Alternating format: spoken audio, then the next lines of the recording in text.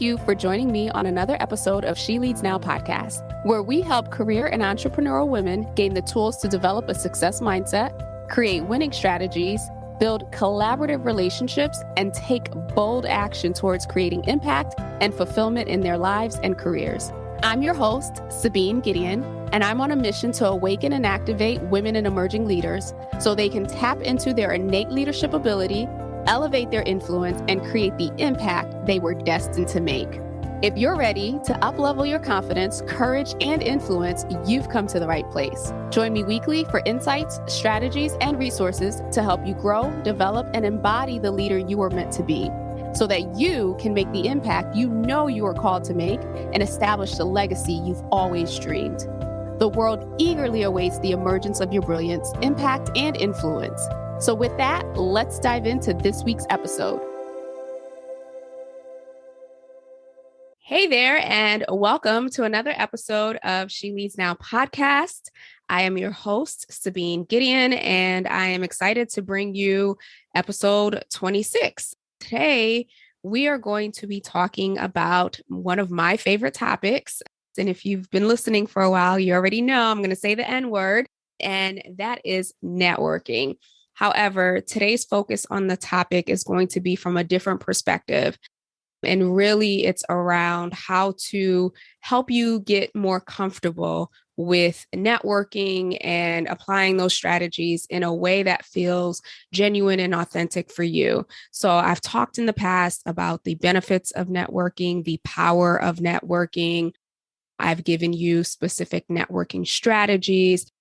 But I know that even with those, sometimes depending on our experiences, people really do, when I bring up the word networking, I know that many individuals, specifically women, still feel some kind of way, if you will, about what it means to network and what it means to be networking and what it means to build your network. So today's focus is going to be on the networking gap and how network building is different for women. So I'm pretty sure none of you are surprised at the fact that men and women are different, of course. Secondly, how we approach things or how we perceive things or how things feel relatable to us is completely different. And so I want to the extent that I can, because I know the power of networking, I know the benefits of networking. Back in my corporate career, a lot of my success could be attributed to networking and to ensuring that I built relationships all throughout the organization.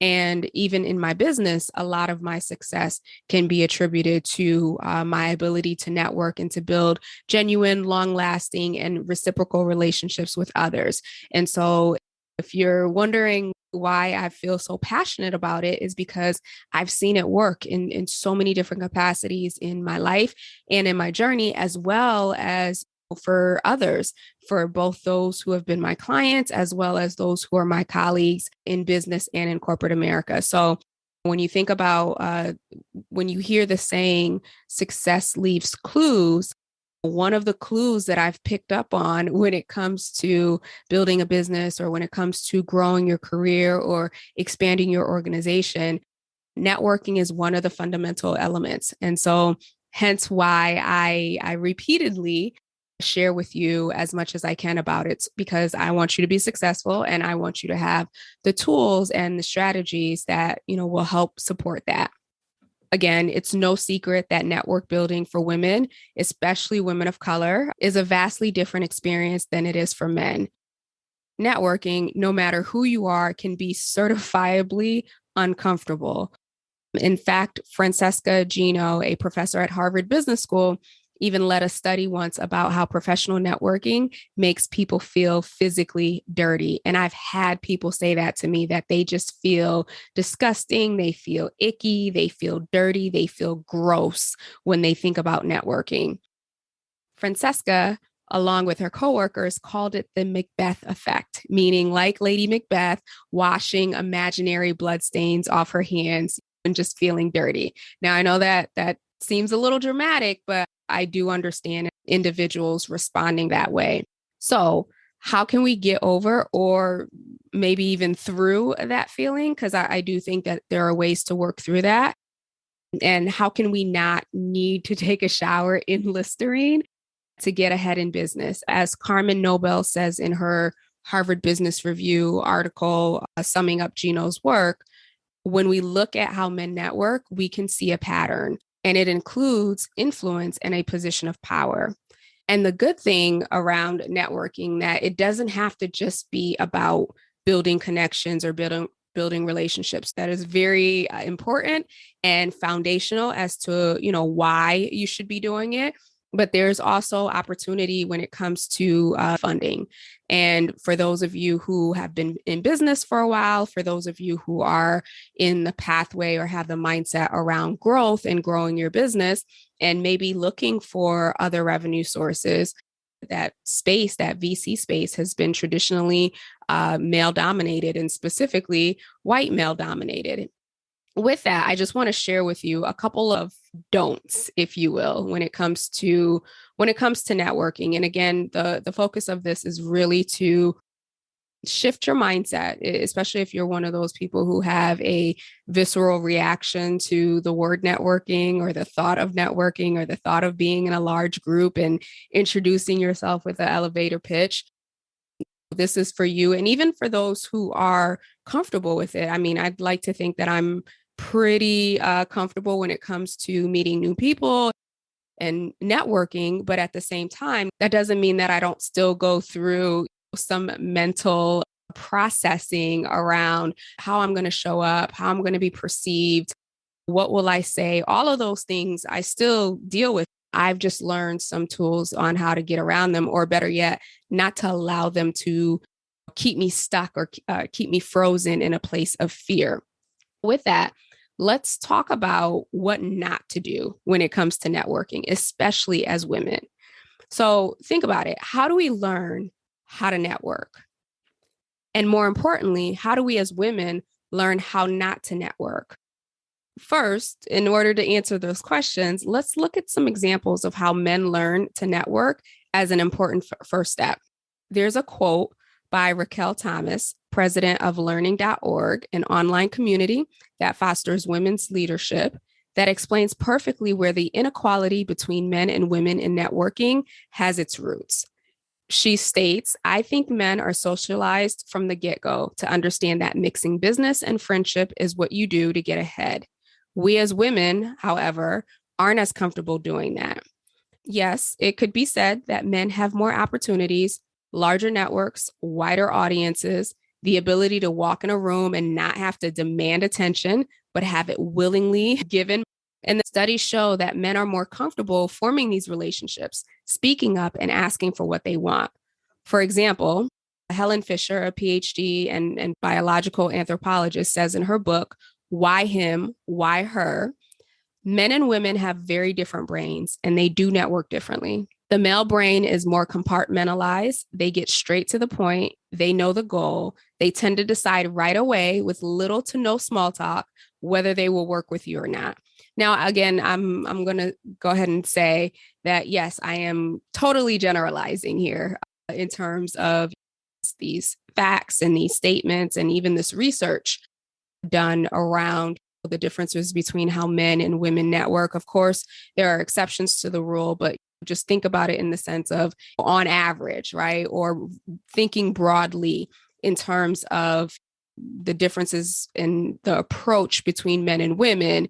It is true. It is fact. It has been researched that men are socialized to network from a very young age versus women. That's not our focus. We're taught to be nice. We're taught to be nurturing. We're taught to be caring, and networking and building relationships and using your voice and asking for what you want and all these other things that would help us be more confident when it comes to networking aren't typically the focus for us.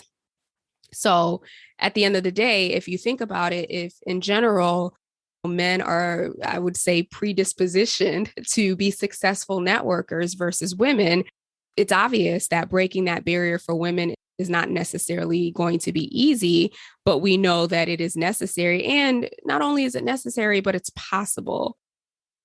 As you think about this, as you're listening to this episode and maybe things are clicking for you, I'd be curious to hear your thoughts and even some of your experiences when it's come to networking.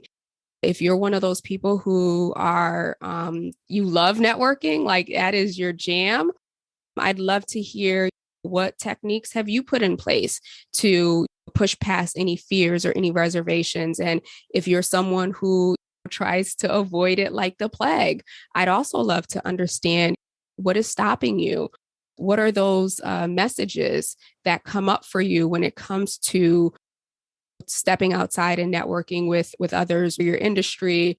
I'd love to hear it. So please feel free to send me a message on LinkedIn, or you can DM me on Instagram or send me an email directly at support@sabinegideon.com. I'd love to hear your feedback. I'd love to hear your strategies and your tips if it's working. And if you're feeling stuck, I'd love to understand where and why and how I can perhaps support you with some additional strategies and tips. Going back to the content here. So we talked about some of the ways, or at least we've examined how men are predispositioned when it comes to networking. So let's talk now about how women network differently from men. When you think about it, again, these are generalized statements, but they have been proven and backed by research. So when it comes to women and the way that we operate, especially in business and our careers, we look for long-term relationships in business. This is helpful, but of course, that's not all there is. As women, as leaders, again, because of how we're raised and predispositioned, we're naturally inclined to think of others before ourselves. So this is the reminder that your business needs to work for you.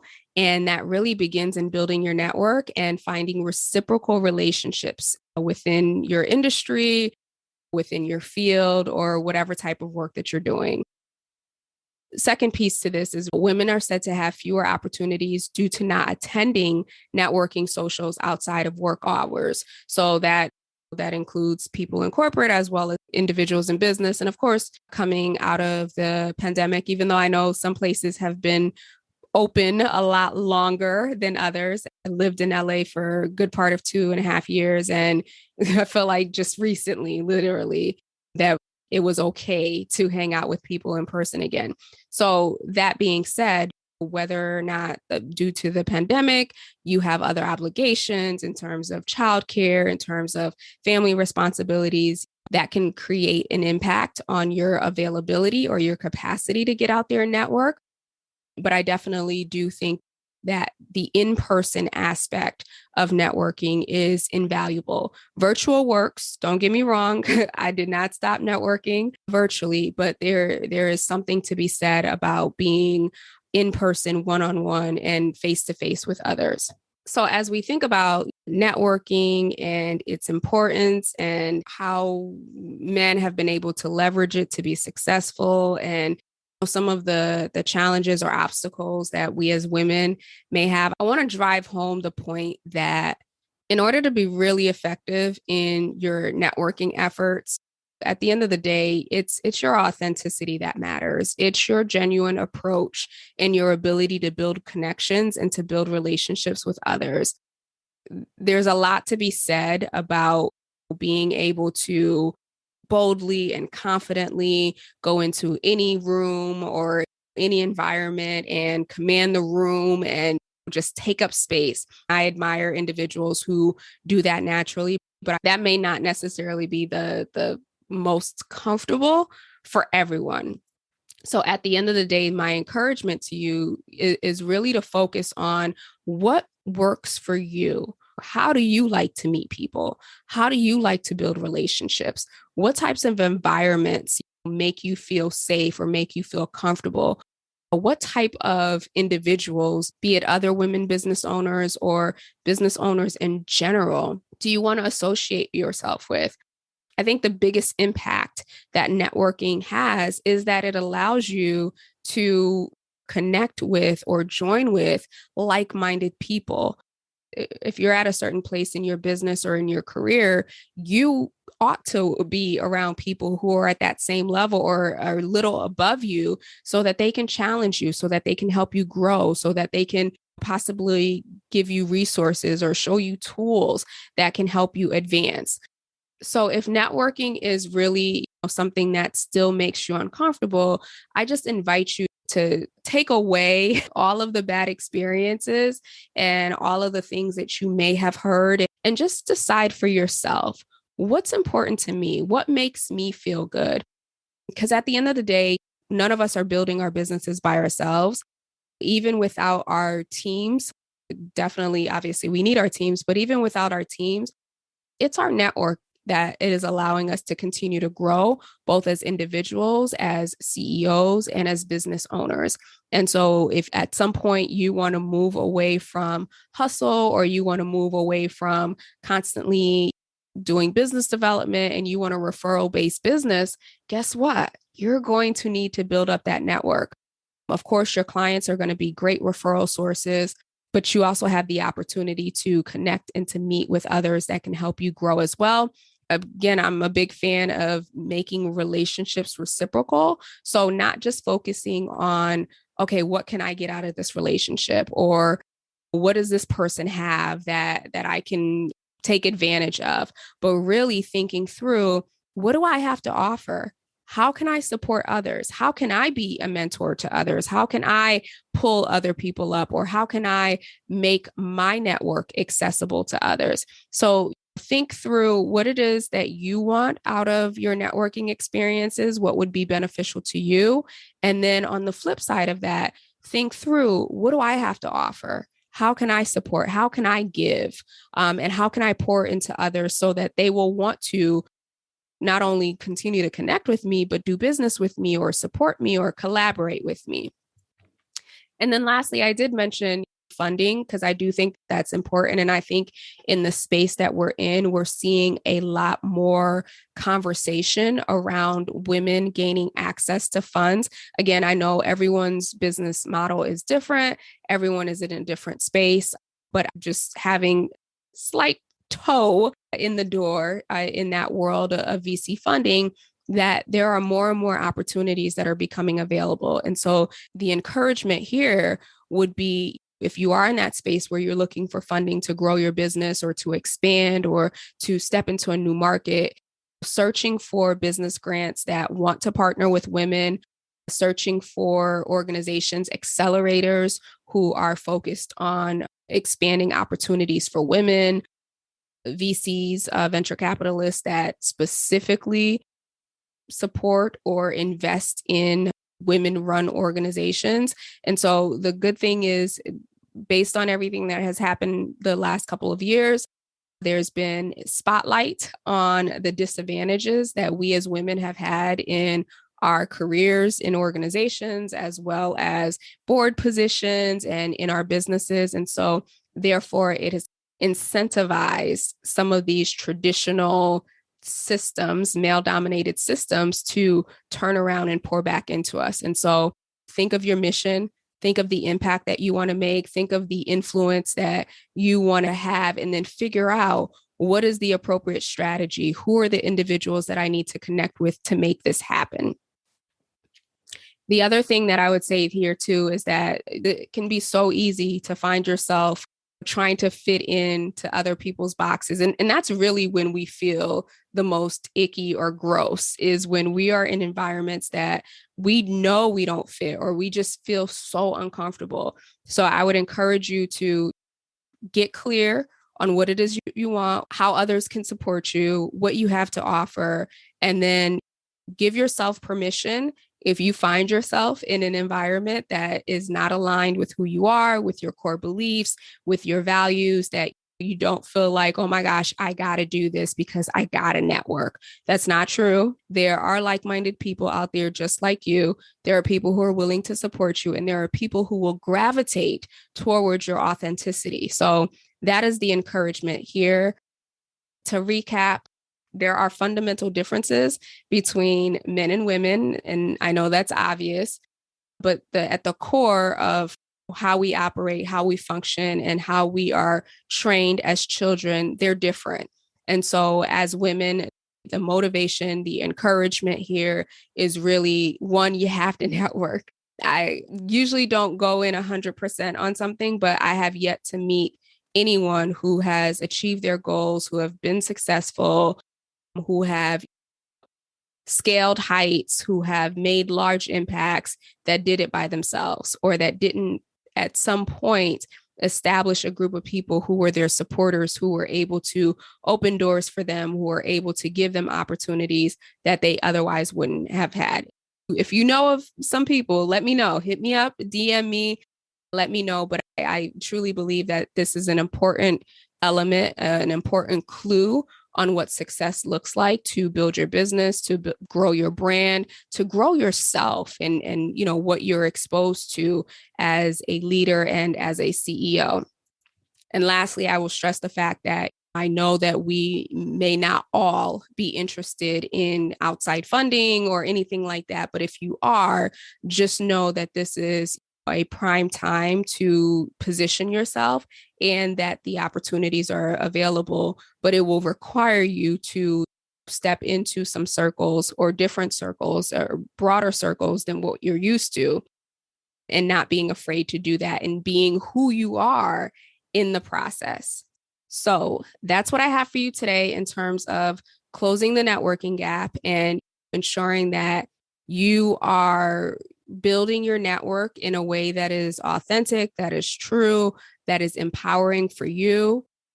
If you've struggled to network, like quote unquote, a man, and these tips have helped you, I'd love to hear that. Again, please feel free to DM me, whether it be on LinkedIn or IG. My handle for both is Sabine Gideon, all one word, or you can send me an email at support@sabinegideon.com. Would love to hear it. And then, of course, please don't forget to subscribe to the show, leave a review. It means so much to me when you leave reviews, when you leave ratings. Not only does it support the show, but it allows other individuals, other women CEOs and leaders to be able to find the show on the major platforms. So thank you to those who have rated, who have subscribed, who download religiously every single week. And thank you to those who will rate or review or comment on the show. Again, feel free to DM me, LinkedIn or IG at Sabine Gideon. I'd love to hear your thoughts on this. I'd love to hear what strategies are working for you. And again, if you're feeling a little stuck or experiencing some blocks, would love to hear that too, so I can support you with some strategies or tips that might work for you as a first step to breaking through. With that, I will leave you. Have a fabulous rest of the week, and I will be back with you next week. Talk to you soon. Thank you for tuning in to another episode of She Leads Now. Be sure to join us next week for another transformative discussion to help you grow, develop, and embody the courageous leader you've always been. Be sure to subscribe to the show to get alerts when new episodes drop, and join us for our next Leaders Lounge meetup on Zoom. Details and dates for future sessions are included in the show notes below, so take a look there or head over to sabinegideon.com/lounge to register and hold your spot for the next session. Again, that's sabinegideon.com/lounge to grab your spot. Excited to connect with you all inside the lounge. Talk to you soon.